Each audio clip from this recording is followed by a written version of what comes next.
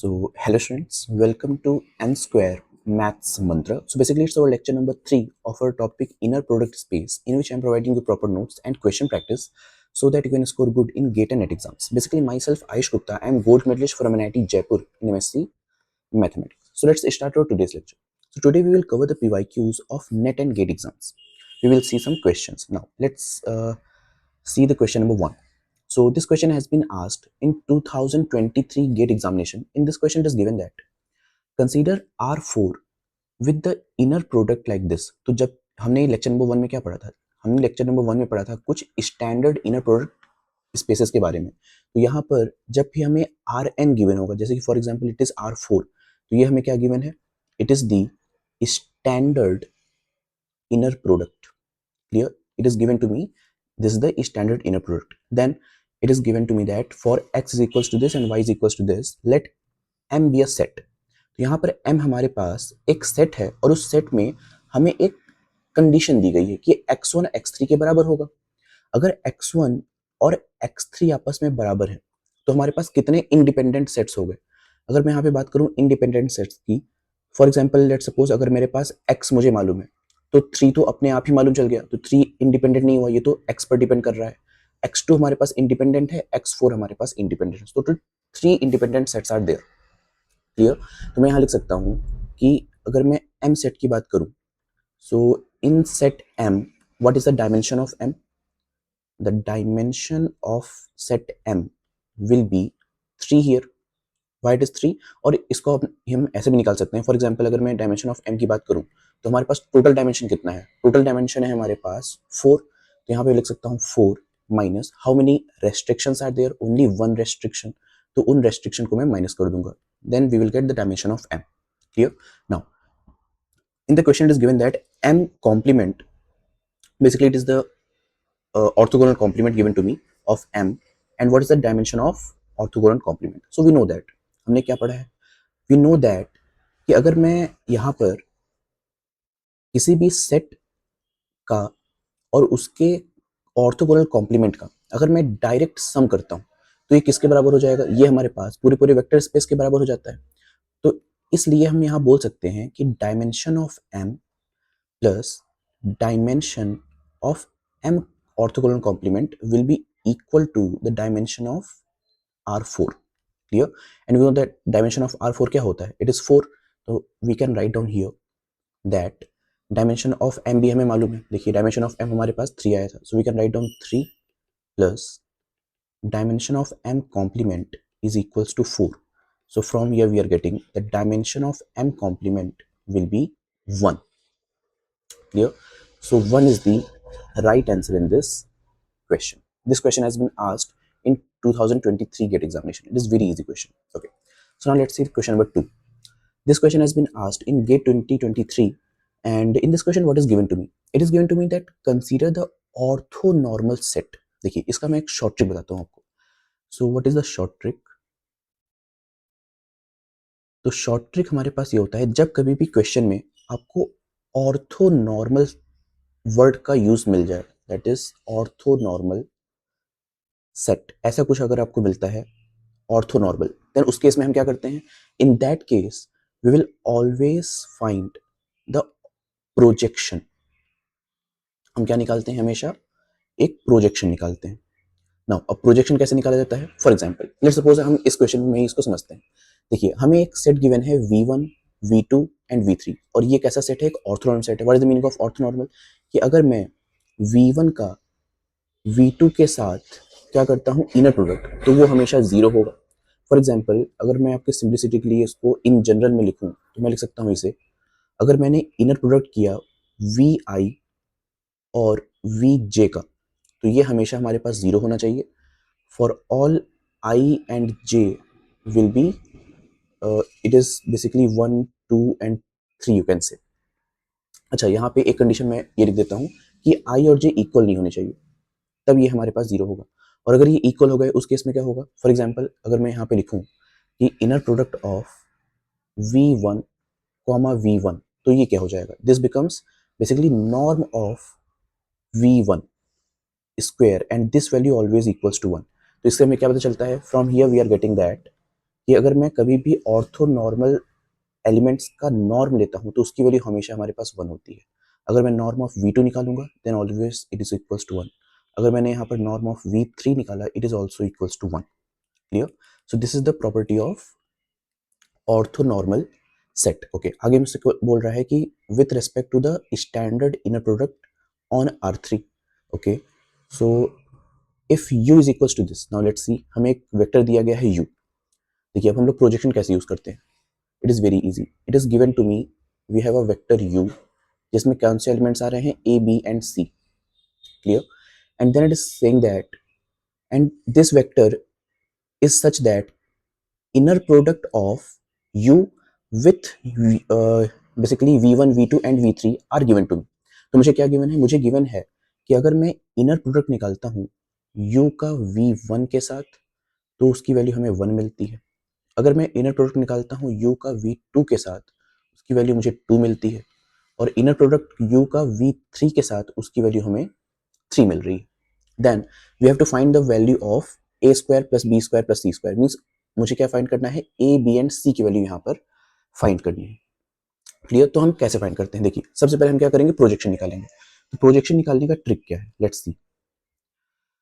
इसमें हम सबसे पहले क्या करते हैं, अगर मुझे कुछ ऐसी कंडीशन दी गई है जिसमें एक एलिमेंट मेरा कॉमन है, like u is common in each inner product, और यहाँ पे v1 v2 v3 कैसे एलिमेंट्स होने चाहिए, ये हमारे पास ऑर्थो नॉर्मल सेट होने चाहिए।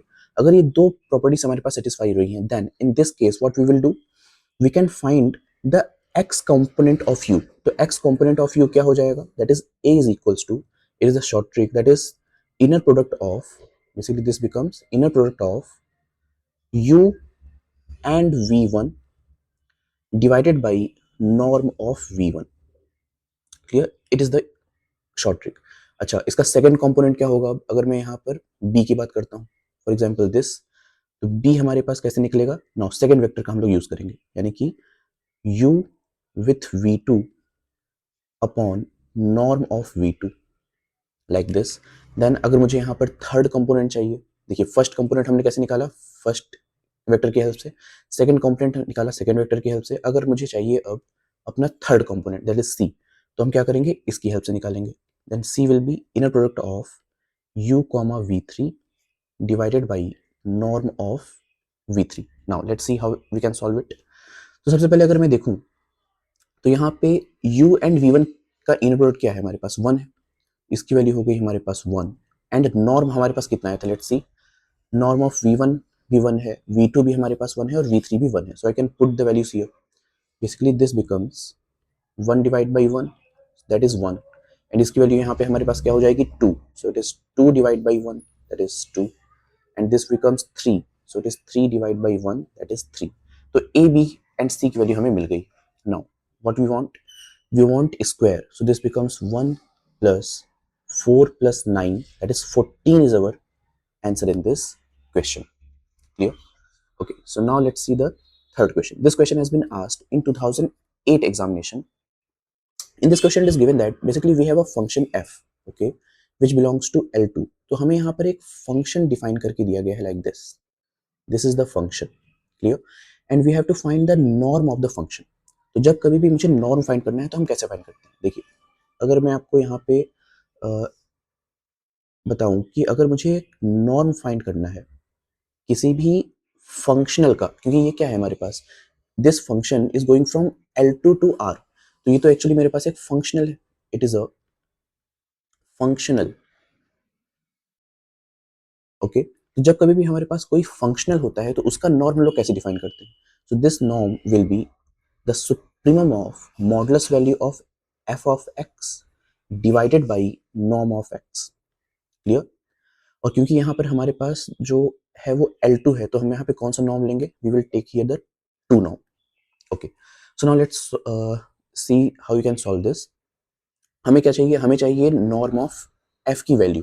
तो हम यहाँ पर इसकी वैल्यूज को पुट करते हैं, देखिए हमें क्या मिलेगा, अगर मैं यहाँ पर f की वैल्यू पुट करूँ और f की वैल्यू हमारे पास क्या है, it is the this value, so this becomes basically it is the supremum of modulus value, and it is summation n is equals to 1 to infinity, and it is xn into 1 upon 2 power n by 2. Clear? It is given to me in the modulus value and is divided by norm of x2. Clear? Okay. तो क्या आपको यहां से कोई formula याद आ रहा है? Basically आपने पढ़ा है कॉशी श्वार्ट्ज फॉर्मूला. तो कॉशी श्वार्ट्ज फॉर्मूला हमारे पास क्या होता है? ये हमसे ये कहता है कि अगर हमारे पास कोई दो वेक्टर है, लाइक अगर मेरे पास b और a है और उसका मॉडुलस वैल्यू हमने निकाला, so this value will always equal और less than the square root of norm of a into basically it is square and it is square root of norm of b square. कुछ इस तरह से हम इसको पढ़ते हैं. अगर मैं यहाँ पर इस मॉडुलस वैल्यू में कॉशी श्वार्ट्ज फॉर्मूला को लगाऊं तो ये क्या बन जाएगा? बेसिकली दिस बिकम्स, और क्योंकि यहाँ पर समेशन लगा है तो समेशन अगर यहाँ पे लगा है तो मैं समेशन को ब्रेक करूंगा, सो बाई ट्रायंगल इनइक्वालिटी यहाँ पर इनइक्वालिटी लग जाएगी. So this can be written as like this, equal और less than, basically it is the supremum value over x. यहाँ पे आप x भी लिख सकते हैं क्योंकि हम सुप्रीमम वैल्यू ओवर x देख रहे हैं. So this becomes mod of and it is summation n is equals to 1 to infinity and here it is xn square. xn को मैंने अलग कर लिया into, फिर हम क्या करते हैं mod of this becomes summation n is equals to 1 to infinity. और क्योंकि यहाँ पर हमारे पास हमें क्या करना है, हमें करना है a का भी स्क्वायर और b का भी स्क्वायर. जब मैं इस पूरे टर्म का स्क्वायर करूंगा तो यहाँ पे इस स्क्वायर से ये 2 कट जाएगा, तो यहाँ पे जो क्या मिलने वाला है, this becomes it is summation 1 over 2 power n like this and it is divided by norm of x2. तो ये हमें क्या मिल रहा है? ये तो हमारे पास समेशन 1 ओवर 2 की पावर n, ये तो एक जीपी सीरीज बन गया जो कि एक इनफाइनाइट सीरीज है. तो कभी भी अगर मुझे जीपी सीरीज का इनफाइनाइट सम करना होता है, इसका फॉर्मूला क्या होता है? That sum is equals to a upon 1 minus r. a is the first term, r is the common ratio. तो यहाँ पर मैं फॉर्मूला लगा सकता हूँ. So this can be written as the supremum over x, it is mod of summation n is equals to 1 to infinity and xn square. Okay, और basically यहाँ पर स्क्वायर रूट भी होना चाहिए. Okay, so here it will be square root. Okay, तो यहाँ पर क्या मैंने स्क्वायर रूट मिस किया था? Let me check. Okay yes, देखिए यहाँ पर एक्चुअली क्या हुआ कि जब हम यहाँ पर स्क्वायर रूट लगाएंगे तो इस स्क्वायर रूट को, ये जो स्क्वायर था, बेसिकली हम क्या कर रहे हैं, हम एक यहाँ पर स्क्वायर रूट लगाएंगे और इस पूरे का स्क्वायर भी कर रहे हैं, तो इस स्क्वायर से ये स्क्वायर रूट कट जाएगा. क्लियर? सो विच मीन्स कि यहाँ पर क्योंकि स्क्वायर रूट कैंसिल आउट हो रहा है, इस वजह से हम इसको यहाँ नहीं लिखते. सो दिस बिकम्स मॉड, और क्योंकि यहाँ पे स्क्वायर रूट था तो मैंने स्क्वायर रूट भी लगा दिया. Clear? Into, and this becomes basically a upon this is, okay so let me write down the square root. शायद मैंने यहाँ पे स्क्वायर रूट मिस कर दिया. Let's see. Okay, so because of this square root यहाँ पे भी square root आना चाहिए. Okay, so this will be under the square root. Clear? यहाँ पे स्क्वायर रूट होगा तो यहाँ पे क्या मिलेगा मुझे? It is the square root of the first element. देखिए क्या होता है फॉर्मूला, फॉर्मूला होता है a upon 1 minus r. a की वैल्यू क्या होगी? It is 1/2 upon 1 minus r की वैल्यू क्या होगी? 1/2. It is like this which is divided by norm of x2. तो यहाँ से मुझे क्या मिल जाएगा? ओके, सो ये किसका फॉर्मूला हो गया? It is the under root of summation xn square. Basically ये वैल्यू हमारे पास नॉर्म ऑफ x2 ही तो होती है. बेसिकली यूक्लिडियन नॉर्म हम लोग इस तरह से डिफाइन करते हैं, तो इसकी वैल्यू मैं ऊपर रख देता हूँ. This becomes norm of x2 means second norm, Euclidean norm, and here what we are getting, it is 1/2 over 1/2 under the square root. So this will be cancelled out and here it is norm of x2. ये भी value यहाँ पे cut जाएगी तो मुझे क्या मिलेगा? It is actually 1. So what is the options? Let me see the options. So option number B is my correct answer in this question. Thank you.